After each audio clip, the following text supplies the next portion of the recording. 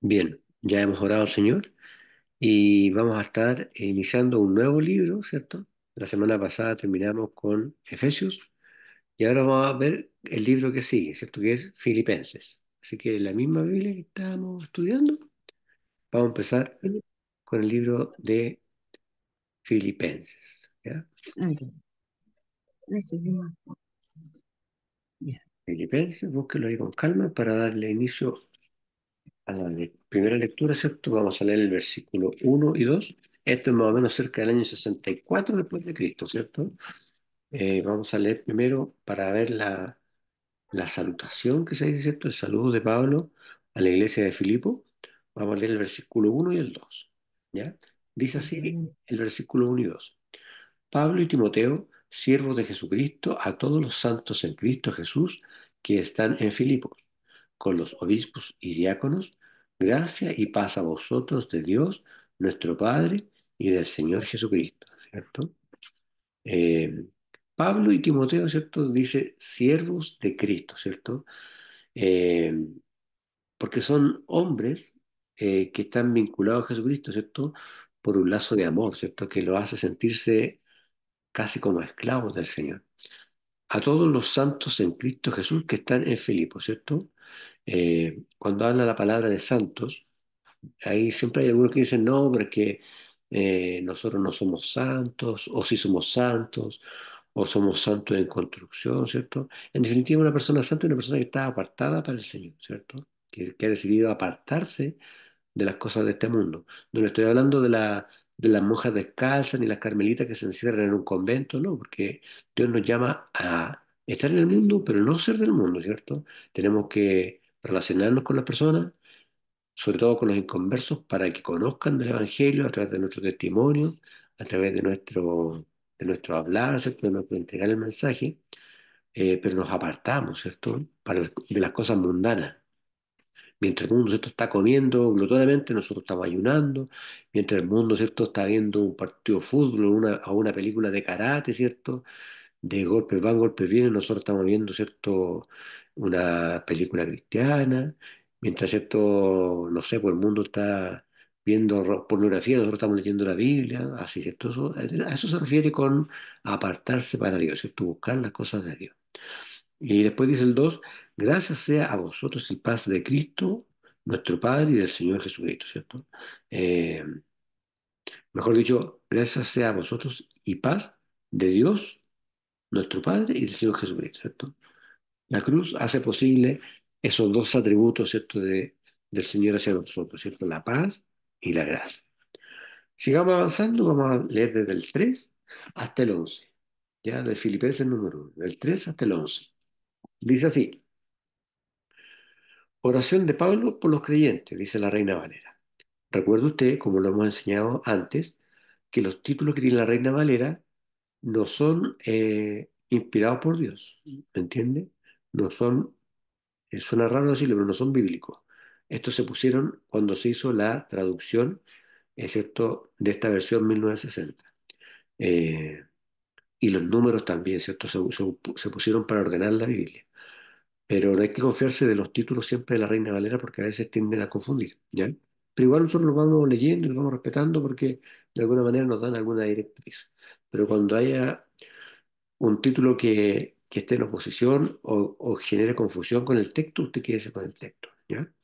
Pero en este caso está bien. Oración de Pablo por los creyentes, ¿cierto? Dice, doy gracias a mi Dios siempre que me acuerdo de vosotros, siempre en todas mis oraciones rogando con gozo por todos vosotros, por vuestra comunión en el Evangelio desde el primer día hasta ahora, estando persuadido de esto, que el que comenzó en vosotros la buena obra, la perfeccionará hasta el día de Jesucristo. Como me es justo sentir esto de todos vosotros, por cuanto os tengo en el corazón y en mis prisiones, y en la defensa y confirmación del Evangelio. Todos vosotros sois participantes conmigo de la gracia, porque Dios me es testigo de cómo os amo a todos vosotros con el entrañable amor de Jesucristo. Y esto pido en oración, que vuestro amor abunde aún más y más en ciencia y en todo conocimiento, para que aprobéis lo mejor, a fin de que seáis sinceros e irreprensibles para el día de Cristo, llenos de frutos de justicia, que son por medio de Jesucristo para la gloria y alabanza de Dios, ¿cierto? Es una forma de acción de gracia que hace Pablo, ¿cierto? Hablándole así a los de la iglesia de Filipo, porque dice, doy gracia a mi Dios en toda memoria de vosotros, ¿cierto? Eh, Se refiere, ¿cierto?, a que hay una experiencia anterior que tuvo con los hermanos de la iglesia de Filipo y se hace recuerdo, ¿cierto?, de esa situación. Dice, pues siempre en todas mis oraciones, eh, eh, haciendo oración por todos vosotros con gozo, ¿cierto? Aquí nos queda claro que Pablo oraba fervientemente y de manera constante por todos los hermanos de las iglesias que él había fundado, ¿cierto? Y en especial, en este caso, ¿cierto?, por la iglesia de Filipo. Eh, el 5 dice por vuestra comunión en el Evangelio, desde el primer día hasta ahora, ¿cierto? Eh, Se refiere a la fidelidad precisamente de estos filipenses, ¿cierto? Eh, Ahora, esta iglesia de Filipo apoyaba a Pablo no solamente con sus oraciones, sino también de manera económica, con sus finanzas, ¿cierto? Y mientras Pablo se ocupaba de su labor misionera. El 6 dice, estando confiados de esto, ¿cierto? Específicamente de su conocimiento en Cristo y del apoyo financiero que él recibía. El Espíritu Santo, comenzó en vosotros la buena obra, la perfeccionará hasta el día de Jesucristo, ¿cierto? El día de Jesucristo, cuando la palabra habla de eso, se refiere al arrebatamiento de la iglesia, ¿cierto? Cuando Cristo venga en las nubes a buscar a su iglesia.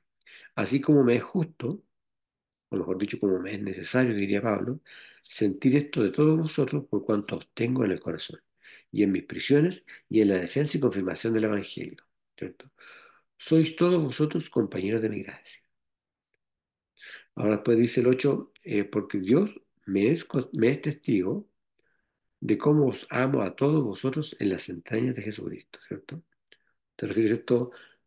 Cómo los ama de la misma manera como Jesucristo los ama también, ¿cierto?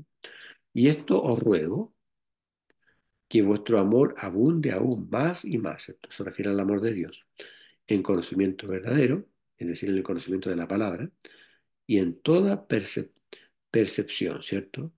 Eh, Después dice el 10 para que discernáis lo mejor, que seáis sinceros y sin ofensa para el día de Cristo, ¿cierto? Se refiere nuevamente al día del arrebatamiento. Llenos de frutos de justicia, ¿cierto? Eh, bueno, debería ser en definitiva llenos de el fruto de justicia, porque acordémonos que el fruto, ¿cierto? Es uno solo, ¿cierto? Eso ya lo estudiamos ya, que tiene muchos sabores. Entonces, aquí usted ya se da cuenta que aquí hay una parte de la traducción que no está bien, porque dice lleno de frutos de justicia, está hablando, ¿cierto?, en plural, y debería ser en singular, ¿cierto? El fruto, lleno del fruto de justicia debería ser, eh, que son por Jesucristo, ¿cierto? De este modo daréis gloria y alabanza a Dios, ¿cierto?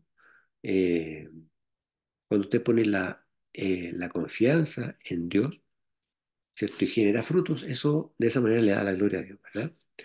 Bien, sigamos avanzando, vamos a leer desde el 12 hasta el 19, ¿ya? Desde el 12 hasta el 19 y dice así. Dice un título, para mí el vivir es Cristo. 12. Quiero que sepáis, hermanos, que las cosas que me han sucedido han redundado más bien para el progreso del Evangelio, de tal manera que mis prisiones se han hecho patentes en Cristo en todo el pretorio y a todos los demás. Y la mayoría de los hermanos cobrando ánimo en el Señor con mis prisiones, se atreven mucho más a hablar la palabra sin temor. Algunos a la verdad predican a Cristo por envidia y contienda, pero otros de buena voluntad. Los unos anuncian a Cristo por contención, no sinceramente pensando añadir aflicción a mis prisiones, pero los otros por amor, sabiendo que estoy dispuesto para la defensa del Evangelio. Que pues, que no obstante que de todas maneras, o por pretexto o por verdad, Cristo es anunciado, y en esto me gozo, y me gozaré aún porque sé que por vuestra oración y la suministración del Espíritu de Jesucristo, esto resultará en mi liberación, ¿cierto? Entonces, está hablando del triunfo, de alguna manera, ¿cierto?, que ha obtenido, porque dice, quiero, hermano, que sepáis que las cosas que me han sucedido han redundado más en provecho del Evangelio, ¿cierto? Y esto lo dice porque él estuvo escribiendo esta epístola desde la prisión, ¿cierto?, cuando estuvo en Roma, ¿ya? El 13 dice, de tal manera que mis prisiones por Cristo son ya bien conocidas, ¿cierto? Eh, en todo el pretorio y a todos los demás, ¿cierto? Eh, y después dice, y muchos de los hermanos en el Señor, tomando ánimo con mis prisiones, y se refiere, ¿cierto?, a que muchos hermanos habían tomado como ejemplo el hecho de que Pablo, no obstante de que estuviera en prisión, siguiera predicando, ¿cierto?, y escribiendo esta epístola. Se atreven mucho más a hablar la palabra sin temor, ¿cierto? Es decir, habían superado esa tendencia a mantenerse en silencio y habían empezado a predicar, ¿cierto? Viendo el tremendo ejemplo que Pablo estaba dando al escribir una epístola y seguir predicando a pesar de que estaba preso, ¿cierto? Y algunos, a la verdad, predican a Cristo por envidia y rivalidad, ¿cierto? Pero otros lo hacen de buena voluntad, o sea, con la intención, ¿cierto?, de ayudar a la obra del Señor. Los unos anuncian a Cristo por contención, no sinceramente. O sea, habían personas que predicaban, pero que no tenían motivo verdadero, no lo hacían para extender la obra de Dios, sino que lo hacían por otros motivos más personales, ¿cierto? Pero los otros por amor, es el 17, ¿cierto? Eh, Se refería a aquellos predicadores que tenían real amor por la obra del Señor y que predicaban su palabra, ¿cierto? Eh, y pues dice, sabiendo que estoy puesto para la defensa del Evangelio, ¿cierto? ¿Por qué? Porque el Evangelio no solamente tiene que ser predicado, eh, sino que también tiene que ser defendido contra toda doctrina errónea. Y no le estoy diciendo que se agarre a puñete contra los testigos de Jehová, o contra los mormones, o contra los católicos, no, ¿cierto? Porque son personas que están equivocados, están errados en su conocimiento, ¿cierto? Están obnubilados sus pensamientos por las doctrinas satánicas, ¿cierto?, que han ingresado a las iglesias. Entonces, no se trata de eso, se trata de que usted, con el argumento bíblico, tiene que rebatir esas situaciones, ¿cierto?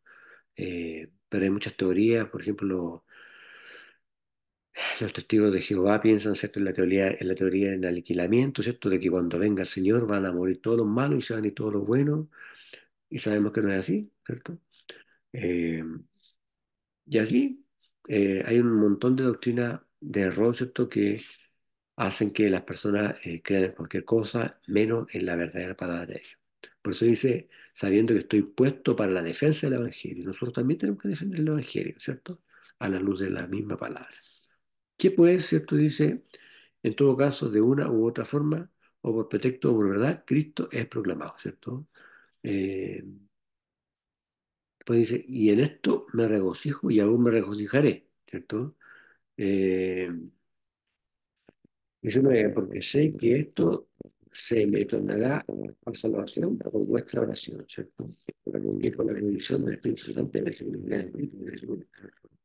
Quiero que no refiero al Espíritu Santo.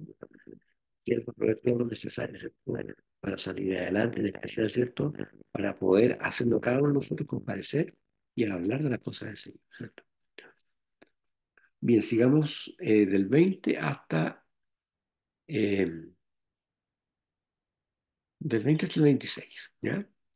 Del 20 hasta el 26, dice así, 20, 30, 20. Conforme a mi anhelo y esperanza de que en nada seré avergonzado, antes bien, con todo seré magnificado Cristo en mi cuerpo, o por vida o por muerte, porque para mí el vivir es Cristo y el morir es ganancia. Mas, si el vivir en la carne resulta para mí en beneficio de la obra, no sé entonces qué escoger, porque de ambas cosas estoy puesto en estrecho, teniendo deseo de partir y estar con Cristo, lo cual es muchísimo mejor, pero quedar en la carne es más necesario por causa de vosotros, y confiado en esto, sé que quedaré, que aún permaneceré con todos vosotros, para vuestro provecho y gozo de la fe, para que abunda vuestra gloria, para que abunde vuestra gloria de mí en Cristo Jesús, por mi presencia otra vez entre vosotros, ¿cierto? Está hablando de Cristo finalmente. Dice, conforme a mi mira y esperanza, que en nada será avergonzado, ¿cierto? Eh, Sino que con toda confianza, como siempre, ahora también será engrandecido Cristo en mi cuerpo, o por vida o por muerte, ¿cierto? Eh, lo que Pablo quería con estas palabras es alcanzar una consagración absoluta al Señor, ¿cierto? No le importaba ya morirse porque sabía que se iba con el Señor, pero él decía que era conveniente que siguiera en la carne, siguiera vivo, para poder seguir, ¿cierto?, engrandeciendo o seguir, ¿cierto?, perfeccionando la obra en todo aquello, hermano, que todavía está medio débil en la fe, ¿cierto? Porque para mí el vivir es Cristo, ¿cierto? Eh, y el morir es ganancia, ¿cierto? O sea, en definitiva está diciendo que para él sería una ganancia morirse, porque se iría a la presencia de Dios, pero sería una pérdida para la obra, ¿cierto? Porque a lo mejor no habrían otros hermanos con tanto denuedo predicando, con tanta ganas, con tanta pasión, ¿ya? Pero si el vivir en la carne, se refiere, ¿cierto?, a seguir vivo, resulta para mí en beneficio de la obra, es decir, para salvar más almas, ¿cierto?, para fortalecer a los hermanos que estaban débiles, no sé entonces qué escoger, ¿cierto? Eh, San Pablo tenía esa disyuntiva. Él no, si él tuviera que elegir entre vivir o seguir muriendo, o morir o seguir viviendo, no sabe qué hacer, porque él no le importaba morirse, porque si iba con el Señor tenía la certeza, pero tampoco le importaba tener que quedarse, porque tenía esa opción, ¿cierto?, de seguir trayendo almas a Cristo y fortaleciendo a los hermanos. Entonces, por eso él prefiere dejar esa decisión en las manos del Señor. Y el 23 dice, porque de ambas cosas estoy puesto en estrecho. Ya está como entre la espada y la pared. ¿Ya? Eh, es como una presión que tiene, ¿cierto? De que mejor no le toque a él elegir porque no sabría qué hacer en realidad. Teniendo el anhelo de partir y estar con Cristo, lo cual es mucho mejor, ¿cierto? Eh, pero quedarme en la carne es más necesario por causa de vosotros. Y ahí le explica a los hermanos que es necesario que él se quede un tiempo más para fortalecerlo, ¿cierto? Eh, para poder seguir predicando, para que la iglesia alcance un mayor valor en términos espirituales, ¿cierto? Etcétera. Y confiando en esto, o sea, confiando en que el Señor lo va a liberar de sus prisiones y le va a conceder más años de vida, sé que quedaré, que aún permaneceré con todos vosotros para provecho vuestro y gozo de la fe, ¿cierto? Eh, o sea, lo que Pablo está diciendo es que el siervo de Dios es inmortal hasta que se cumple la obra que Dios ha dispuesto en su vida, ¿cierto? Para que crezca vuestra gloria de mí en Cristo Jesús, ¿cierto? Eh, por mi venida otra vez a vosotros, ¿cierto? Sin Pablo, el progreso que hizo la iglesia de Filipos en la fe, tal vez no habría sido el mismo, ¿cierto? Entonces, por eso se habla de que Pablo fue un instrumento muy importante para levantar la obra de la iglesia de Filipos. Sigamos del 27 hasta terminar el capítulo 1. 27 dice solamente que os comportéis como es digno del Evangelio de Cristo, para que o sea que vaya a veros o que esté ausente, oiga de vosotros que estáis firmes en el mismo espíritu, combatiendo unánimes por la fe del Evangelio, y en nada intimidados por los que se oponen, que para ellos ciertamente es indicio de perdición, más para vosotros de salvación. Y esto de Dios, porque a vosotros os es concedida la causa de Cristo, no solo que creáis en Él, sino también que permanezcáis, que padezcáis por Él, teniendo el mismo conflicto que habéis visto en mí y ahora oís que hay en mí, ¿cierto? Entonces ahí Pablo está exhortando a los hermanos, ¿cierto? A que van a tener que sufrir, que padecer tribulación por el hecho de ser de Cristo, ¿cierto? Porque dice el 27 solamente que os comportéis, o sea, se refiere al estilo de vida, como es digno del Evangelio de Cristo, ¿cierto? Eh, Tenemos que comportarnos de una manera digna, ¿cierto? Como verdaderos hijos de Dios. Para que, o sea, que vaya a veros o que esté ausente, oiga acerca de vosotros que estáis firmes en el mismo espíritu, ¿cierto? Es decir, no debemos desviarnos de Cristo, ni de la cruz, ni de nada de lo que el Señor nos ha enseñado hasta ahora, ¿cierto? Mantenernos firmes. Unánimes, combatiendo juntos por la fe del Evangelio, ¿cierto? Después dice el 28, y en nada intimidados de los que se oponen, ¿cierto? O sea, aquellos que predican otro Jesús, otro evangelio, otro espíritu, que aquello ciertamente es indicio de perdición, más a vosotros de salvación, y esto de Dios, ¿cierto? Eh, Porque a vosotros os concedido por Cristo, a vosotros es concedido por Cristo, no solo que creáis en Él, sino también que padezcáis por Él, ¿cierto? Eh, Teniendo el mismo conflicto que habéis visto en mí, ¿cierto? Bueno, se refiere en definitiva a la lucha de todo cristiano eh, contra el pecado, ¿cierto? Y contra mantener el testimonio, mantener la fe y todo lo que debemos mantener, ¿cierto? Para agradar a Dios. Y ahora oís que está en mí, ¿cierto? Ahí se refiere finalmente al encarcelamiento que sufrió en Roma, ¿cierto? Que era finalmente la prueba de su fe, porque no obstante que estaba sufriendo tribulación, que estaba encarcelado, él seguía confiando en Dios y predicando la palabra de Jesús. Amén. Bien, vamos a quedar hasta acá, ¿cierto? Estamos finalizando, o sea, estamos empezando, mejor dicho, ¿cierto? La epístola a la iglesia de Filipos, ¿cierto? Filipenses, leemos el capítulo 1 y la próxima semana, con la ayuda del Señor, vamos a leer el capítulo 2. Amén. Oremos al Señor. Bendito Rey, te damos gracias por este nuevo libro que hemos iniciado, Señor, otra carta que tú inspiraste en el corazón de Pablo, en este caso la iglesia de Filipos.